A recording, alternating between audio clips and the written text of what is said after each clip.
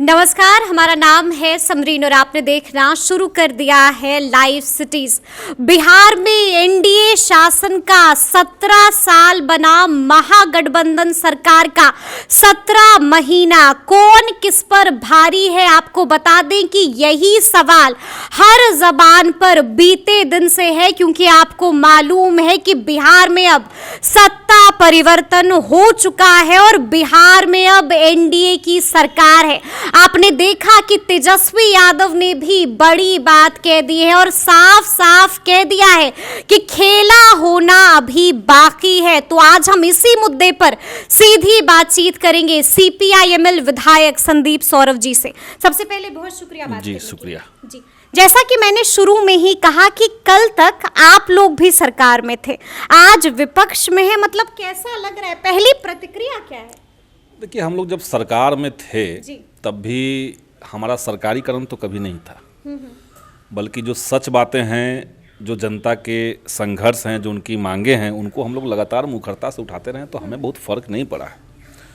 सरकार बदली है और सच कह रहे हैं, फर्क नहीं पड़ा है कि बस कैमरे के सामने नहीं, सही बात है कि आप खुद ही कई सारा हमसे बाइट लिए हैं, बात हुई आपसे, कई सारे मुद्दों पे हमने सरकार की आलोचना की है, सरकार की नीतियों की आलोचना की है और खुल करके की है, बिना कोई इफ बट के की है। और आज भी जब सरकार बदल गई तो हमारा कमिटमेंट है।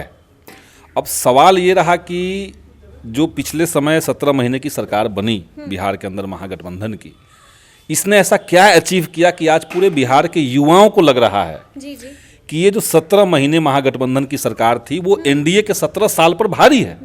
बिल्कुल। क्यों भारी है? क्योंकि इसी बीच में ऐतिहासिक काम बिहार ने किया है।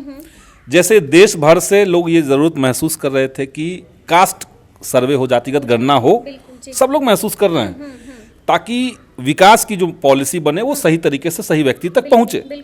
वो देश में कहीं नहीं हुआ।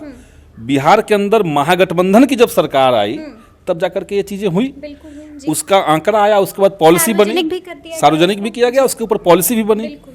इसी तरीके से रोजगार, आज समझिए कि देश की सबसे बड़ी समस्या युवाओं के अंदर सबसे बड़ा सवाल रोजगार का है।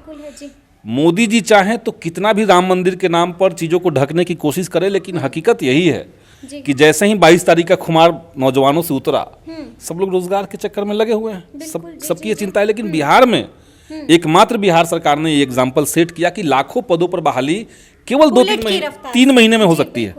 तो 2-3 महीने में यहाँ पे सारी बहालियां हुई, लाखों की संख्या में लोगों को नियुक्ति पत्र दिया गया। ये देश में कहीं नहीं हुआ और कभी नहीं हुआ। तो 17 साल में तो बिहार में कैसा ऐसा नहीं हुआ। यहाँ तक कि जो 20 साल से शिक्षकों की नियुक्ति का मामला, शिक्षकों का नियोजन, नियोजित शिक्षकों का मामला था कि हमें राज्यकर्मी का दर्जा दीजिए, हम सरकार के हर काम को कर रहे हैं, हमें सरकारीकरण होना चाहिए। जब तक एनडीए में नीतीश जी थे तब तक यही बात चल रही थी कि पैसा कहाँ से आएगा, भगवान भी अगर आ जाएंगे तो कहाँ से होगा। लेकिन जैसे ही महागठबंधन की सरकार बनी, हम लोगों ने इस बात को गंभीरता से लिया और उसको करवाया गया। तो ये माइलस्टोन जो सेट किया गया है 17 महीने में, ये बिहार की जनता जान रही है। अब कोई ये कह ले कि नीतीश जी को काम करने में नहीं बन रहा था, खुद कहा है मुख्यमंत्री तो ने, खुद कह रहे हैं कि काम करने में नहीं बन रहा था। इतने सारे काम कैसे हुए बिहार के अंदर, इतनी सारी बहालियां कैसे हुई? अभी तो समझ लीजिए कि जो बहालियां होगी वो तो लोगों को दिख रही है, लेकिन हम लोगों ने सरकार में रहते हुए इतनी सारी बहालियों को ऑलरेडी पाइपलाइन में डाल दिया है। पाइपलाइन में डाला हुआ है। अभी स्वास्थ्य विभाग से बड़े पैमाने पर बहालियां होनी है, तमाम विभागों में बहालियां होनी है। तो कई चीजों का तो विज्ञापन भी निकल चुका है, तो अब इसको तो रोक नहीं पाएंगे। कास्ट सर्वे से जो अनाउंसमेंट हुआ कि 94 लाख गरीब परिवारों को सरकार 2-2 लाख रुपए देगी, अब तो आप इसको विड्रॉ नहीं कर सकते हो, महागठबंधन ने कर दिया। अब भले ही आप भाजपा के साथ चले जाएंगे तो उससे कोई फर्क नहीं पड़ने जा रहा है। और जब जैसे ही आप विड्रॉ करेंगे, जैसे ही आप बहाली को रोक देंगे, हमने तो ये भी कहा कि हर साल ही टीचर बहाली होनी चाहिए, होगी भी।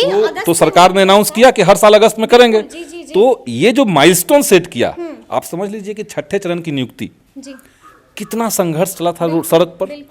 7वें चरण की नियुक्ति शुरू करवाने से पहले कितनी बार लाठियां चली, तब महागठबंधन की सरकार नहीं थी, एनडीए वाले लोग थे। और जैसे ही हम लोगों ने आया तो इसको हम लोगों ने विधिवत कर दिया। तो ये फर्क बहुत साफ दिखता है। बिहार में खेल को लेकर के पॉलिसी बनी, पर्यटन को कैसे ये बढ़ावा देना है, इसकी लेकर के पॉलिसी बनी। बाहर की कंपनियां कैसे बिहार में निवेश करे, इसको लेकर के पॉलिसी बनी।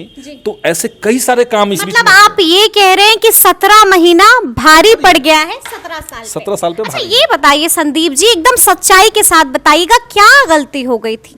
अरे कुछ तो गलती हुई होगी ना, कि ऐसे हो गया, रिश्ता टूट गया, राहें जुदा जुदा हो गई, क्या कर दिया? कहते हैं ना कि जिनकी फितरत में हो डसना, वो डसा करते हैं।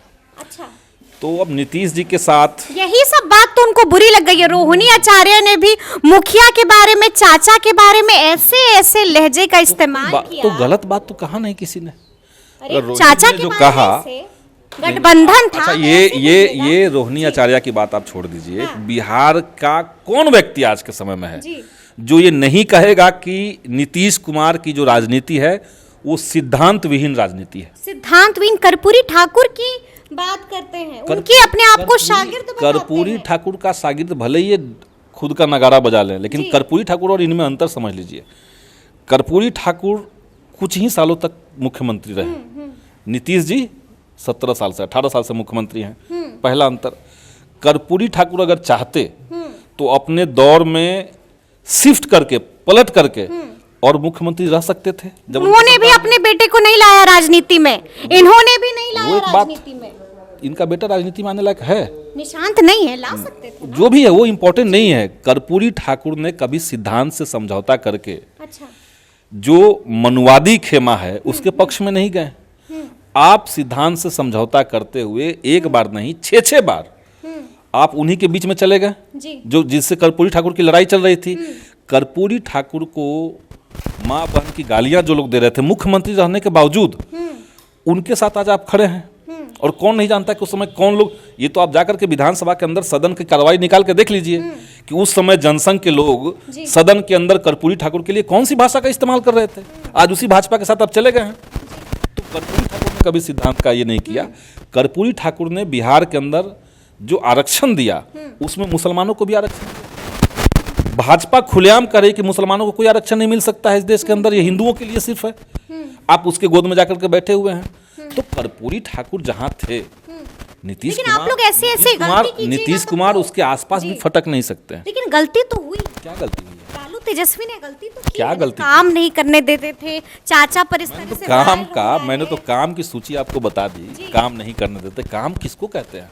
जी। भाजपा में जा करके दंगा फसाद करवाना, दंगा फसादियों को खुली छूट दे देना, उन्माद पैदा करवाना, इसको काम लोग कहते हैं कि रोजगार देना काम है। अच्छा अच्छा, ये बताइए कि तेजस्वी यादव ने बड़ी बात कह दी है, साफ कह दिया है कि खेल बाकी है, यानी कि अंदर अंदर अभी आप लोग कुछ कुछ कर रहे हैं, सीधी बात कोई है, प्लान तैयार कर रहे हैं सीधी क्या? बात है। देखिए, कोई नेता है जी। और उनका अपना जनाधार है, तो नेता जो है वो जनाधार है तभी वो नेता है। लेकिन जनाधार जो है वो नेता के चलते नहीं है। तो नेता जब बार बार उलट पलट करेंगे तो जरूरी नहीं कि जनाधार भी शिफ्ट करेगा। ये जदयू के विधायकों को लग चुका है, ये उनको पता है कि हमारा जनाधार जो था जी। वो स्वाभाविक रूप से खतरे भाजपा विरोधी खेमे के साथ था, जी जी जी। क्योंकि सामाजिक न्याय के पक्ष में लोग इधर हैं, विकास की नीतियों के पक्ष में लोग इधर हैं, और भाजपा जो है उन्माद की राजनीति कर रही है, अच्छा। धर्म की राजनीति कर रही है। जी। तो ये जदयू के जनाधार में है, और इसलिए जदयू के विधायक जो हैं ये टूटने को तैयार नाराज हैं, नाराज हैं। कल तो समर्थन दे दिया है सभी दे ने। दिए वो अलग बात है, जी। दे दिए, बांध करके दिलवा दिया गया वो अलग बात है। अच्छा। लेकिन जैसे ही वो सोच रहे हैं अपने भविष्य के बारे में, तो उनको पता है कि हम हारी हुई लड़ाई लड़ रहे हैं। मतलब आप ये कह रहे हैं कि लालू जी ने जो कहा है कि सिर्फ 2 दिन के अंदर तेजस्वी यादव को सीएम बना देंगे, आपको वो अब मुमकिन दिख 2 रहा है? दिन या 3 दिन की बात नहीं है। बात है कि अब लालू जी ने क्या सोचे, कहा क्या तैयारी, वो नहीं जानते। लेकिन जदयू के जब लोग जी। बीजेपी छोड़ के महागठबंधन में आए थे तो सदन के अंदर उनके चेहरे पर खुशी दिख रही थी, सदन के बाहर भी खुशी दिख रही थी। जी। कल जब शपथ ग्रहण चल रहा था, आप लोग मीडिया वाले हैं, आप लोगों ने गौर किया है उस समय जो टॉप लीडर्स जदयू के हैं, जी जी जी। आपने कभी कैमरा जूम करके देखने की कोशिश अगर की होगी तो आप देखोगे कि ललन सिंह के चेहरे की स्थिति क्या थी, विजय चौधरी जी की चेहरे की स्थिति क्या थी, विजेंद्र यादव जी कैसा महसूस कर रहे थे। जी जी। तो एक जबरदस्त निराशा इन लोगों में है अंदर अंदर। अब। लेकिन चूंकि बंधे हुए हैं खूंटा से, हाँ। जिधर तो लेकिन जैसे ही उनको लगेगा, अब आप समझिए कि अभी हम लोग देख रहे थे एक वायरल वीडियो ललन सिंह जी का लोकसभा के अंदर भाषण देते हुए, कितना वैचारिक रूप से उन्होंने हमला किया था भाजपा की नीतियों पर, गलत नीतियों पर हमला किया था और जबरदस्त भाषण था वो। आज ललन सिंह जी किस मुंह से भाजपा की तारीफ करने लगेंगे? किस मुंह से कहेंगे आप? सदन के अंदर सदन के अंदर संसदीय कार्य मंत्री विजय चौधरी जी, इन्होंने ये बताया कि कैसे भाजपा जो साजिश करके देश की संघीय ढांचा को तोड़ रही है और गैर भाजपा शासित राज्यों में फंड रोक दे रही है और पैसे का एक अराजकता पैदा कर रही है। अब कैसे आप उसकी तारीफ कर पाएंगे? तो ये तो चाबी नहीं है ना, राजनीति की चाबी दिए तो इधर घूमने लगा, फिर चाबी दी तो इधर घूमने लगा। कुछ नेता ऐसे समझ रहे हैं, लेकिन मास ऐसे नहीं चलता। मास ऐसे नहीं चलता है। ये भी हम आपसे जानना चाहेंगे, क्या लगता है संदीप सौरभ को इस बार शिक्षा मंत्री कौन बनेगा? क्या आप लगातार शिक्षकों का मुद्दा उठाते रहते हैं, लगातार छात्रों का मुद्दा उठाते रहते हैं, क्या लगता है किसके हाथ में जाएगा शिक्षा विभाग? ये हम गेस क्यों? शिक्षा मंत्री जो भी हों, शिक्षा मंत्री नीतीश जी के राज में शिक्षा मंत्रियों का हश्र क्या रहा, या कोई भी मंत्रिमंडल में जो लोग हैं उनका क्या रहा, कैसे अधिकारियों का एक तरफा बोलबाला है, ये तो सब लोग जानते हैं। तो शिक्षा मंत्री जो रहे, हम तो खाली ये चाहेंगे कि जो शिक्षकों के सवाल को, स्कूली शिक्षा को दुरुस्त करने के सवाल को लेकर के हम लोग जिस तरह से लड़ते रहे, हमें आगे भी लड़ना है। और आपके सामने हम तो विधानसभा में भी क्वेश्चन ही तैयार कर रहे थे, तो तैयार तो हम कर रहे थे पिछली सरकार के लिए, लेकिन सरकार बदल गई, तब भी वो तेवर कम नहीं होगा। तो बल्कि हम लोग को तो लड़ना है, तेवर कम नहीं होगा, तेवर कहीं से भी कम नहीं है।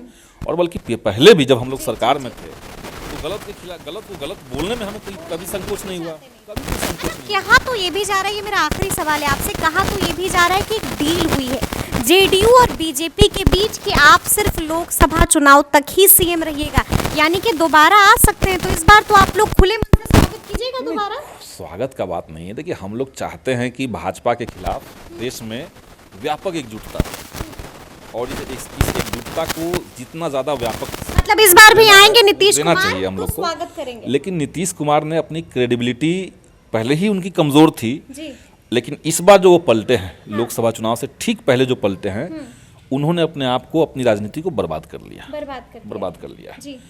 और उनको अंकुश लगाने के लिए, आप तो लोकसभा की बात कह रहे हैं, मैं पहले का बता रहा हूँ, ये जो विधानसभा का सत्र चलेगा, इसमें आपको मैं लिख के दे रहा हूँ कि भाजपा ने जिस तरीके से उनके आसपास दो लोगों को डिप्टी सीएम जो बनाया है, वो इसलिए बनाया है कि रोजाना नीतीश कुमार का अपमान हो, रोजाना नीतीश कुमार का अपमान, और सदन चलते चलते नीतीश कुमार को भयानक अपमान सहना पड़ेगा। नीतीश कुमार कहाँ अपमान सहते हैं? जरा सा कुछ बोला जाता है तो वो भड़क जाते हैं, अब उनके पास असहज हो जाते हैं, अब उनके पास गठबंधन तोड़ देते हैं। तो जिससे भड़के थे, जिन लोगों से वो भड़के थे, वही डिप्टी सीएम बने हैं ना अभी। तो ठीक है, अगर भूला वापस आता है तो उसको भूला कहाँ कहते हैं? ठीक है, वो तो गेस कर सकते हैं हम लोग भी, लेकिन एक महीना के अंदर आप देखिएगा कि कुछ ना कुछ होगा। नीतीश जी का हश्र खराब होगा। नहीं, कुछ ना कुछ अब होने की बात नहीं है। अब वो जिस जगह चले गए हैं, कोई छोटा नौनिहाल बच्चा जब बिस्तर पे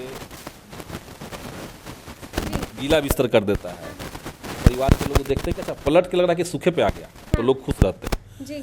लेकिन वही बच्चा फिर पलट के उसी भी गीले पे चला जाता है, तो लोगों को टेंशन होता है। तो नीतीश कुमार जब भी पलट करके गीले पे चले गए, तो अभी जनता यही देख रही है। और एक महीने के अंदर बहुत कुछ होगा, मतलब कि आप ये कह रहे हैं कि मटिया पलीत होगी, मतलब उनका क्या होगा ये कोई कह नहीं सकता है, लेकिन उनको बांधने के लिए विधानसभा में जब प्रवेश आप कीजिएगा तो गांधी जी के 7 सिद्धांत वहाँ लिखे हुए हैं, और पहला सिद्धांत जो है कि सिद्धांत विहीन राजनीति नहीं करना चाहिए, ये पहला सिद्धांत है। लेकिन हम देख रहे हैं कि नीतीश जी सिद्धांत विहीन राजनीति के मास्टरमाइंड हो चुके हैं, और आने वाले समय में जब देश का इतिहास लिखा जाएगा तो इनको एक सिद्धांत विहीन मुख्यमंत्री के रूप में पहचाना जाएगा, जिनका कोई सिद्धांत नहीं है। तो सुना आपने क्या कुछ बोला है संदीप सौरभ जी ने, काफी गुस्से में है, काफी भड़के हुए हैं, लहजे से आप भी अंदाजा लगा सकते हैं। तो ये पूरी बातचीत आपको कैसी लगी है, कमेंट करके हमें जरूर बताइएगा।